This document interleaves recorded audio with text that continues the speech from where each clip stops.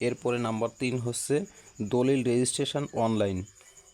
অর্থাৎ আমাদের বাংলাদেশের প্রেক্ষাপটে যে 17টা উপজেলায় অনলাইন সিস্টেমের যে দলিল রেজিস্ট্রেশন শুরু হয়েছে, এই দলিল রেজিস্ট্রেশনের মাধ্যমে সাধারণত আমাদের যুগোপযোগী সরকার এই অনলাইন সিস্টেমের মাধ্যমে সাথে সাথে দলিল রেজিস্ট্রেশনের সাথে সাথেই নামজারিটাও সরকার করে দিচ্ছে। এই যে 17টা উপজেলার বাইরে বা এর এই অনলাইন সিস্টেমের বাইরে যে দলিলগুলো আপনার আছে, এক কথায় যে বিষয়টা, এই অনলাইন সিস্টেমের যে দলিল রেজিস্ট্রেশনের বাইরে যে সম্পত্তি আছে আপনার, ক্রয়কৃত হোক আর যে সম্পত্তি হোক, এই সম্পত্তি আপনাকে অবশ্যই নামজারি করে নিতে হবে।